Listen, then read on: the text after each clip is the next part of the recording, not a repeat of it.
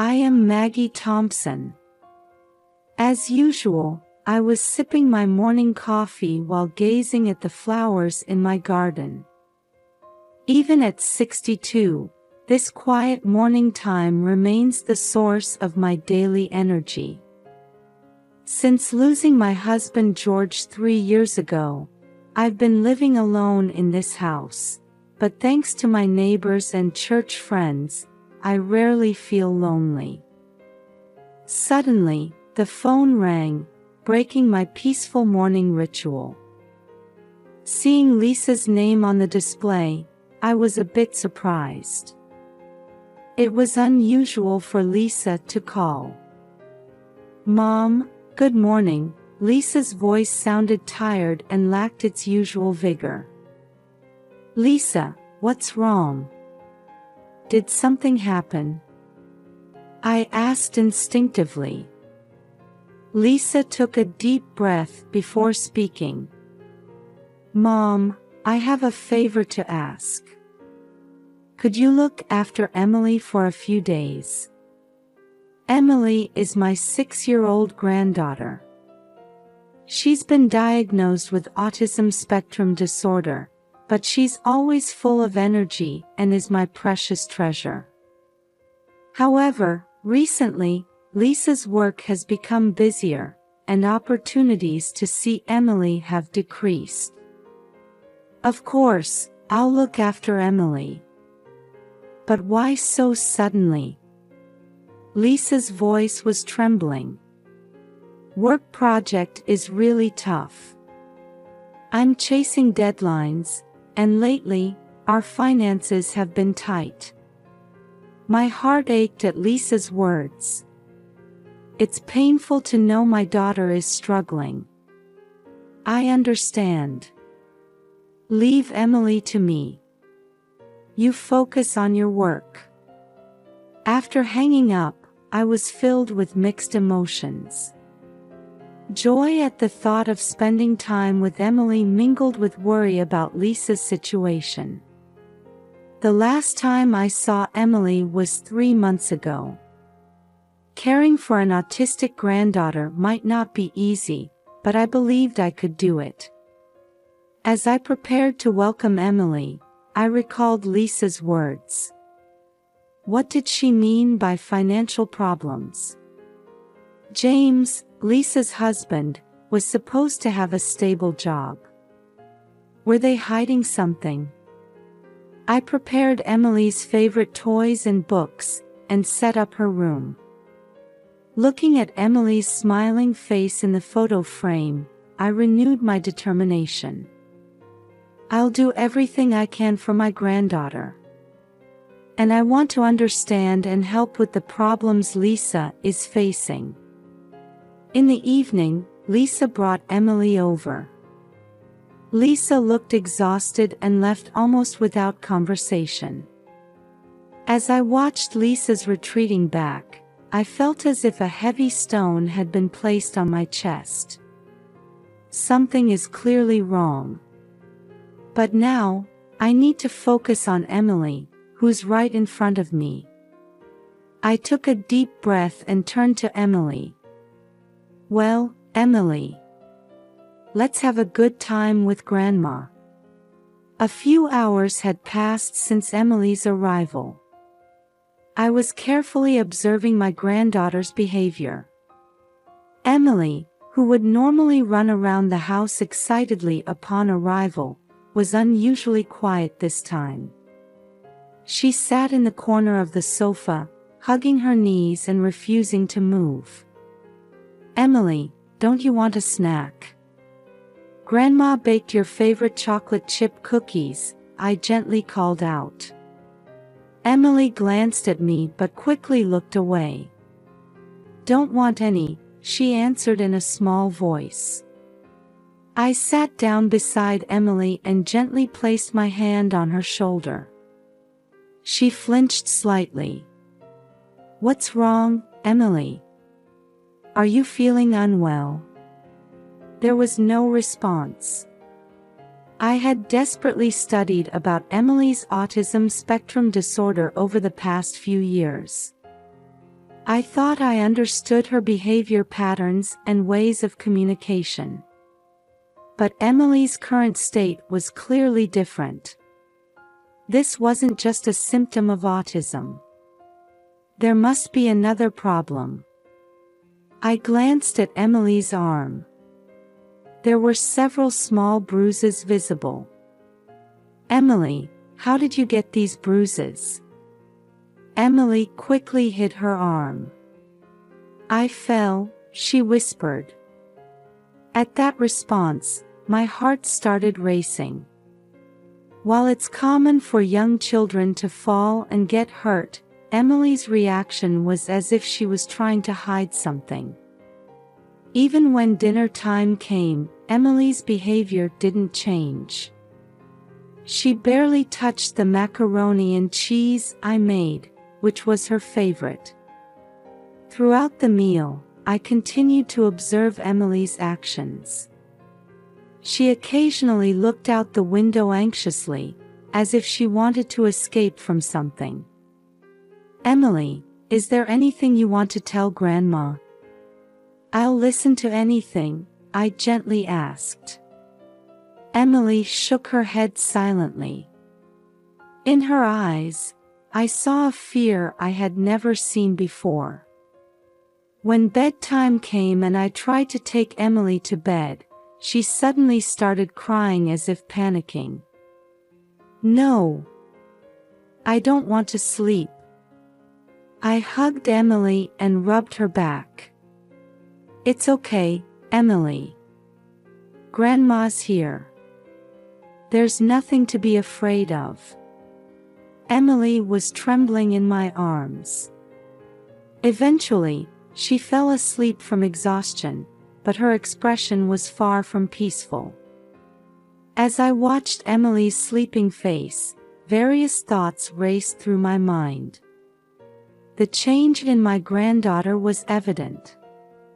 But I still couldn't figure out what was causing it. Were Lisa and James taking proper care of Emily? Or was there a more serious problem hidden? Tomorrow, I'll observe Emily more closely. And if necessary, I'll ask Lisa directly. For Emily's safety and happiness, I must uncover the truth at all costs. As I lay in bed, I continued to think about Emily. Tomorrow will surely bring more answers. Believing this, I spent an anxious night. 3 days had passed since Emily came to my house. Her demeanor seemed to have calmed down a bit, but I still couldn't shake the feeling that something was off. On this day, I decided to take Emily to the park. Perhaps some fresh air would lift her spirits a little. Emily, let's go to the park today. Do you want to play on the swings? I called out, and Emily nodded. Feeling a bit relieved at her response, we headed to the park. At the park, Emily sat quietly on the swing. Seeing Emily alone, swinging silently while other children ran around energetically, my heart tightened. Emily, are you having fun? I asked, and she answered with a small yes. Her voice lacked energy, and my worry only deepened. When we got home, Emily said, "I'll rest a bit," and headed upstairs to her room. While preparing dinner, I kept an eye on the second floor from time to time. Suddenly, I heard a noise. I rushed upstairs instantly. Emily. I called out as I opened the door to her room, and a shocking sight greeted me. Emily was standing on the balcony railing, looking outside. My heart nearly stopped. Emily. What are you doing? That's dangerous. I quickly approached Emily and hugged her. Emily's small body was trembling. At that moment, I noticed bruises on Emily's arm. "Emily, how did you get these bruises?" I asked with a shaking voice. Emily answered, crying, "Mom and Dad, they say I'm in the way, they tell me to disappear. Because I'm a bad child." At those words, my world shook. Emily's face showed a deep sadness and fear I had never seen before. Looking closely, I could see faint bruises on her cheeks as well. I hugged Emily even tighter. "Emily, you are never a bad child. Grandma will definitely protect you." Emily continued in a small voice, trembling in my arms. "When Dad gets angry, he hits me. Mom pretends not to see." I gasped. The reality that my granddaughter was being abused felt like it was tearing my heart apart. I can't believe Lisa and James would hurt Emily. But Emily's words and actions were clear. Looking out the window, I steeled my resolve. Whatever the truth may be, I must protect Emily. Even if it means jeopardizing my relationship with my own daughter. The next morning, I was up early. I hadn't been able to sleep all night, thinking about Emily. While drinking coffee, I was debating whether I should call Lisa. Eventually, I mustered up the courage and made the call. "Hello, Lisa." "Mom, what is it?" So early in the morning, Lisa's voice sounded tired and irritated. "Lisa, I need to talk to you about Emily." I chose my words carefully. "Emily's been acting strange lately. Is there some problem at home?" Lisa fell silent for a moment. "What do you mean?" "Emily is fine. She's just been a bit demanding lately. But Emily has injuries on her body. And yesterday." I tried to talk about yesterday's incident, but Lisa interrupted me. "Mom, we're taking good care of Emily. You don't need to worry." Lisa's voice was cold. "But, Lisa." "I'm sorry, Mom. I'm very busy right now. I'll call you back later." Lisa hung up unilaterally. I stared at the receiver in disbelief. After that, I tried calling James too, but he also avoided the conversation, citing "busy with work" as an excuse. I let out a deep sigh. Lisa and James' attitudes only increased my anxiety. Are they hiding something? Or am I overthinking?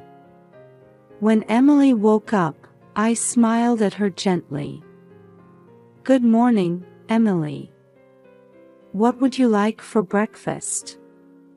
Emily answered in a small voice, "Pancakes." Her voice didn't have the same sense of despair as yesterday. Feeling a bit relieved, I started making pancakes. While eating breakfast, I stared intently at Emily. Her small hands, her arms covered in bruises, and her sad eyes. I didn't want to believe that my daughter was hurting this sweet child. But if it was true... "Emily, you know, Grandma loves you very much. No matter what happens, Grandma is on your side, okay?" Emily nodded slightly. At that moment, my resolve was set. Even if it meant confronting Lisa and James, I would protect Emily. That's my responsibility as a grandmother. After breakfast, I called a lawyer for consultation. I sought advice on what procedures to follow in case of suspected abuse. After hanging up, I hugged Emily. "It's okay, Emily. Grandma will definitely protect you."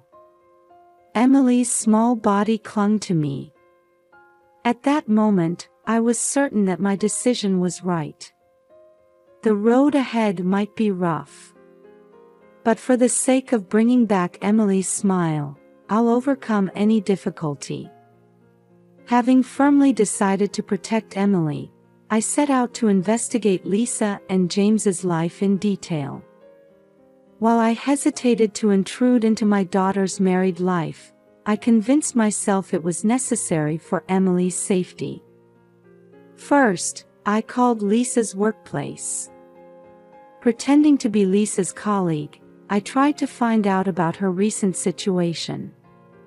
"Yes, Lisa seems very tired lately. Her overtime has increased, and I hear the pressure from her boss is considerable," the colleague said worriedly. This information pained me. I knew Lisa was under stress, but I didn't realize it was this bad. Next, I made a similar inquiry to James's company. Surprisingly, an unexpected fact came to light. James? He was laid off 3 months ago. Due to the company's financial difficulties. I was taken aback. James had lost his job. Neither Lisa nor James had told me about this. Further investigation revealed that the couple was struggling to pay their mortgage. Financial difficulties were pushing them to the edge. I also gathered information about Emily's disability. A member of a local support group told me that Lisa and James were struggling to cover the costs of Emily's treatment and education. Those two were also suffering from pressure from others. Being blamed for Emily's slow progress. The support group member sighed. As I gathered this information, my heart filled with complex emotions. While I could understand Lisa and James's struggles, it didn't justify abusing Emily. Returning home, I gazed at Emily's sleeping face, reflecting on my own past parenting. I remembered being caught up in work and not giving enough time to Lisa when raising her.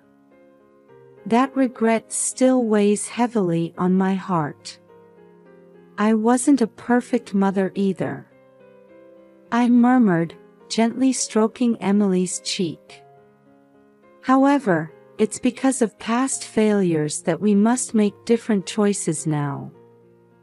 I renewed my determination to do everything I could to protect Emily. The next morning, I called Lisa again.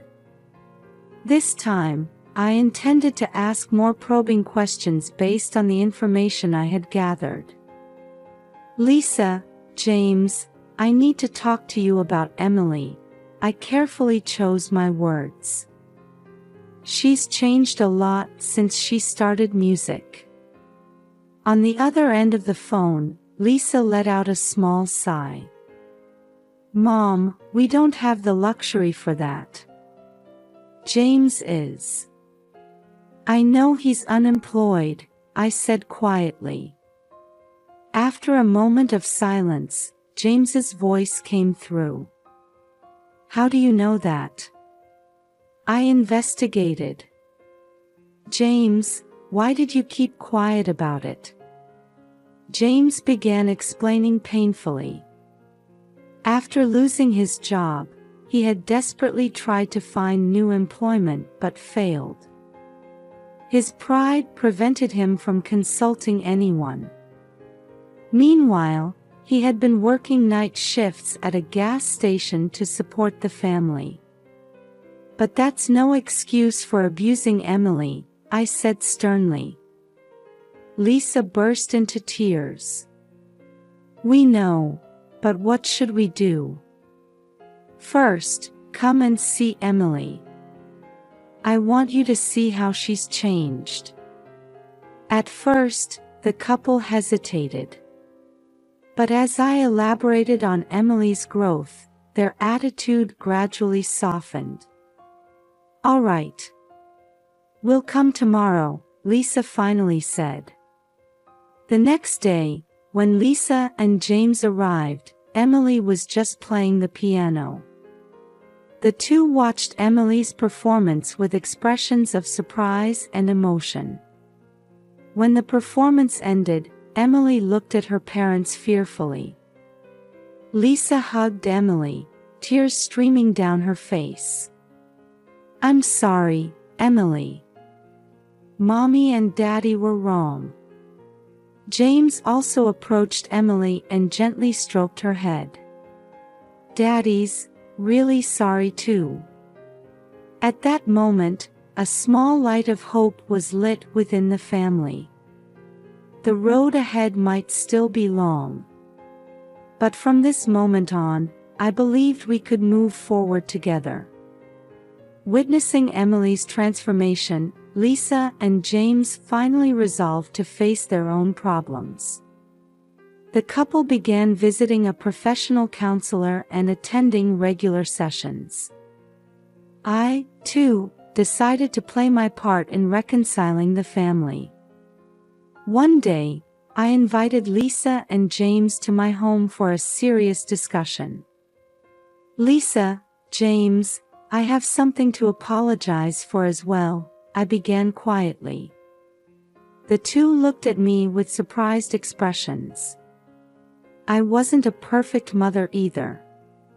"Lisa, when you were little, I was caught up in work and couldn't give you enough time. That might be influencing your parenting now." Tears welled up in Lisa's eyes. "Mom. But because of past failures, we must make different choices now. For Emily's sake, let's all work together." James nodded quietly. I was also turning away from my own weaknesses. After losing my job, I was frustrated that I couldn't provide for my family, and I took it out on Emily. "I'm truly sorry." We acknowledged our respective mistakes and had a serious discussion about how to move forward as a family. We sought concrete solutions for issues like Emily's treatment and education costs, James's reemployment, and reducing Lisa's work stress. Amidst all this, the day of Emily's music school recital was approaching. Emily practiced diligently every day, and her determination gave us adults courage and hope. On the day of the recital, our entire family headed to the venue. When Emily took the stage, the venue fell silent. The moment Emily's small fingers touched the piano keys, a beautiful melody filled the hall. Her performance seemed to convey her past sufferings, sorrows, and new hope. When the performance ended, the venue erupted in applause. Emily ran to us with a beaming smile. "You were amazing, Emily." Lisa hugged her daughter, tears streaming down her face. James also stroked Emily's head with a proud expression. "Daddy's daughter is a genius." At that moment, I felt the family bonds slowly healing. It might not be perfect yet, but we're definitely moving forward. After the recital, we went out for a family meal.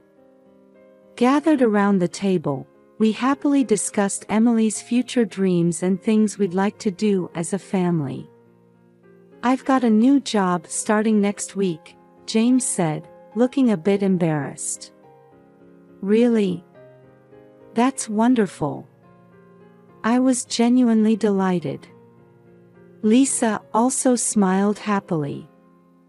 "I've talked with my boss and arranged to reduce my overtime." Emily smiled happily, looking back and forth between her parents' faces. On the way home after dinner, Emily squeezed my hand. "Grandma, thank you." At those words, tears welled up in my eyes. I felt that all our efforts had paid off. Rebuilding family bonds isn't easy. But seeing Emily's smile gives me hope for the future. I believe we can overcome this together. 6 months have passed since then. By the window where gentle autumn sunlight streams in, I gaze at our family photo.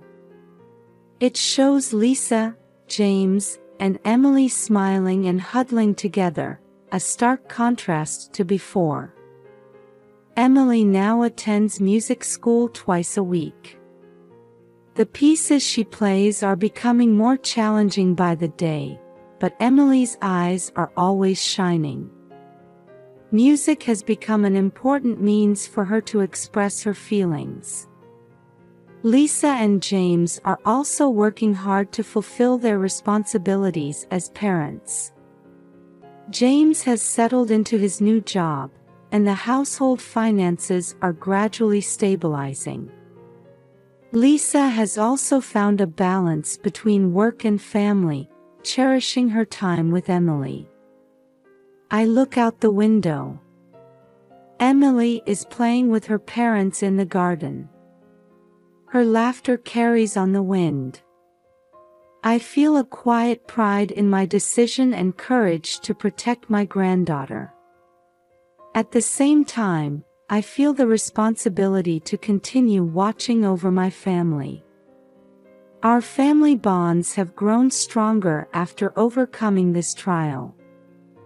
We may not be perfect yet, but we are definitely moving forward. As I think about Emily's bright future, my heart fills with hope. This is not the end, but a new beginning for our family.